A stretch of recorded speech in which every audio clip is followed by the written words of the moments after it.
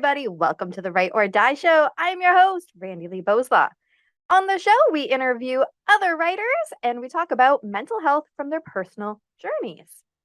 If you have not already hit that like and subscribe button, go ahead, do that now so that you never miss an episode. Hello, everybody. So today, I know we're a little bit starting late, but we had so many computer issues. You know how it goes. It just sucks. Anyways, so we have our guest with us, Eric DeRosa. Welcome. Good morning, Randy. So great to see you. And yes, I feel like for some reason, all of the interweb problems happened this morning to all of us. So we got through it and here we are. Exactly. So I'm hoping that they hold off. If something happens, guys, we will try to reconnect and try again. That's all we can do is our best. So Eric, where are you joining us from? So I am sitting in Snowmass Village, Colorado, and I've having listened to your show, Randy, I know you claim geographically challenged, and so I'll give a little bit of a descriptor. So for people who may not be familiar with where I am, if you know where Denver, Colorado is, it's just north of center of the state of Colorado. I am about 180 miles to the southwest in the Rocky Mountains, sitting at 8,300 feet at the base of one of the most beautiful ski resorts in the world, the Aspen Snowmass ski area. So, and I'm looking out my window, lots of beautiful snow. I'll be going skiing in a few hours, and happy to join you. You can keep all of it. We don't have much here, but you can have it if you'd like. I don't ski, I don't winter.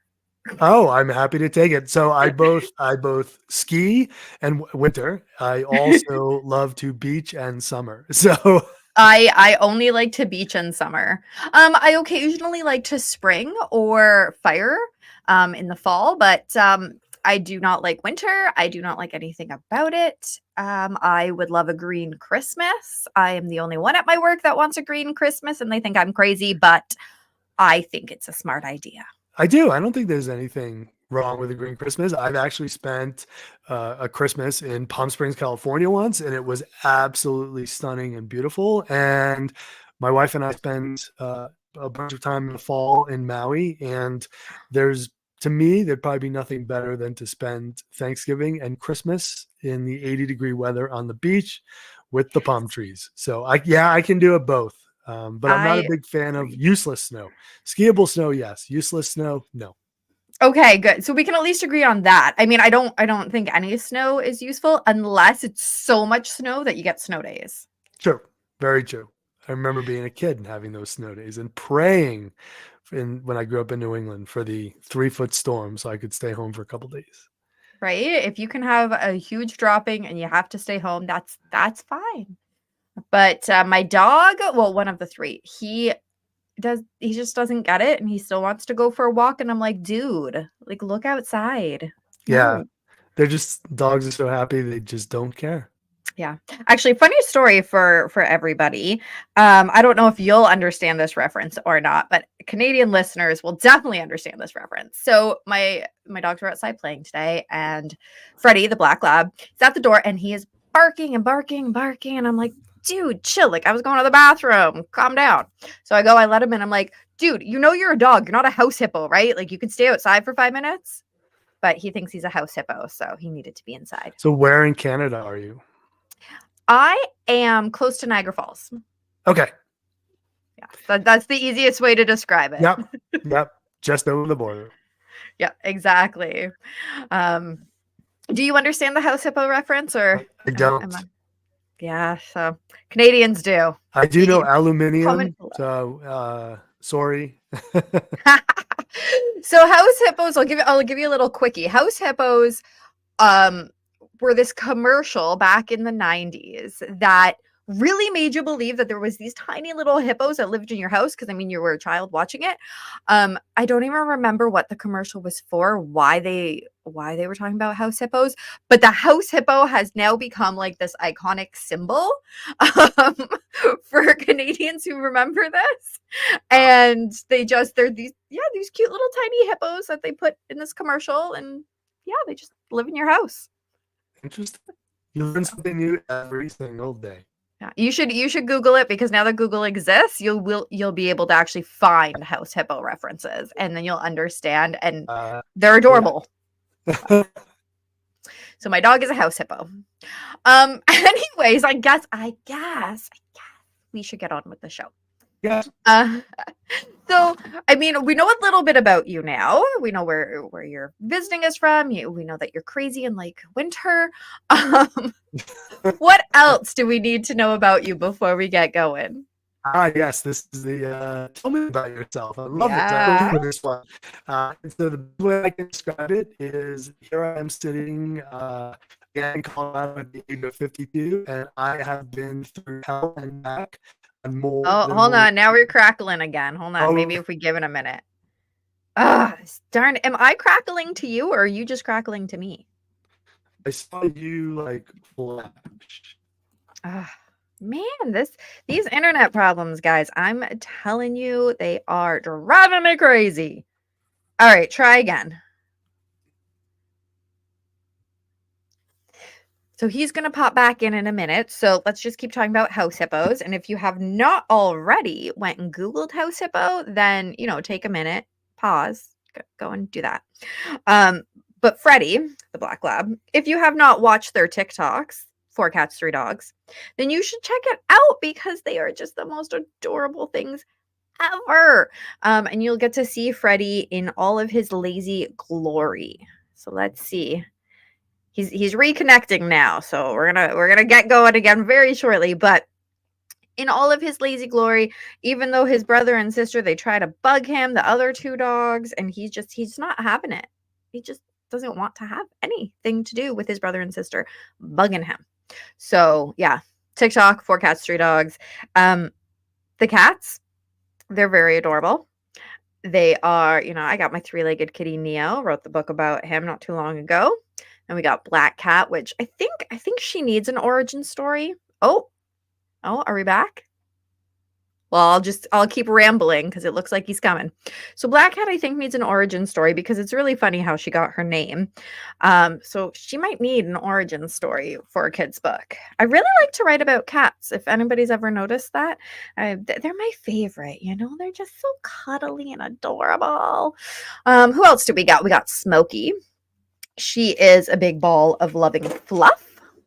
And we got Mr. Fridge. Mr. Fridge also needs an origin story, because he has a pretty interesting origin story too. He's the only tabby. All the other ones look more black. Smokey, you'd think she'd be a little bit gray, but she's mostly black. These internet issues. Driving me crazy. So there was something that happened the other day, and I was like, oh, next time I'm having either a malfunction or a guest that doesn't show, maybe I should talk about it. But of course, now that we're here and I'm rambling to fill airtime, yet I can't remember what it was. Oh, you know what? I don't even think it was this, but I'm going to talk about this for a second. So I know we've talked about this on the show before. We've talked about workplaces and just not feeling too good in them. So I was talking to somebody earlier this week, and they're talking about when is a good time to know if I should quit my job. And there is no one cut and dry answer. Obviously, everybody's going to be unique. But if you are waking up in the morning and feeling like you just don't want to get up and you don't want to go to work and you hate your life, that's probably a good indication that you are kind of done with that job, potentially burnt out from that job. And so, there's other things that you have to consider. When I was talking to this person, actually, it was my husband. I was talking to my husband about the whole thing, and we're talking about, How does an individual know these things? How do you come to this? And going back to where I worked before when I was an employment counselor, we there was a day I remember so vividly, so very vividly, where I was at work and the manager who I really wish they wouldn't have promoted her to manager. We lost half the staff. Um, and I'm also checking emails to see if I got an email from Eric because internet issues are just not our friend. Not yet. So I was at work and she looked at me the one day and she said something around the lines of, you're not doing all your work. And I go, okay, well, what am I missing? Because I had been off for a few days up and down at the hospital for my kid. And you just, what am I missing? And she goes, well, it's somewhere here in my office. I don't know where it is right now. But she was making me feel really horrible that I had to spend time at the hospital to help my kid.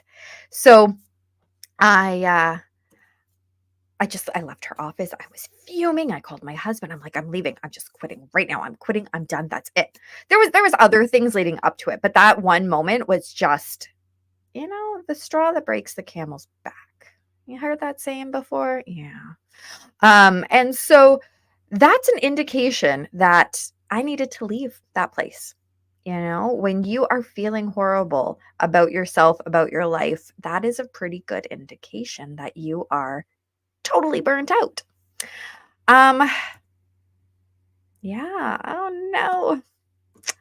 So I guess I'm going to end here, our short and sweet, and I'm gonna shoot Erica an email, and hopefully we can either reconnect and try this one more time after my rambling. I hope you all enjoyed that, by the way. Or we might have to reschedule. If you have any ideas of what else I can ramble about sometimes when computer issues are happening or whatever, throw a comment down below. I mean, let's not waste this 12 and a half minutes together. Throw a comment down below if there's any other kind of topics that you think would be awesome to hear about. Also, I have this idea for another show that I've been playing with, and I would love to hear your thoughts on it. It would be a history of where certain mental health things came from. I would try to do a little bit of research. I hate research, but I would try for you. I would do it for you. And so if you think that would be kind of interesting, I think it's pretty interesting to hear the history of where things came from, then let me know. And I'm thinking to, instead of just me rambling at the screen, I'm thinking of maybe doing like arts and crafts while I do it, because that's fun. So yeah, throw your comments down below. I'm going to shoot Eric a message, see if we can reconnect.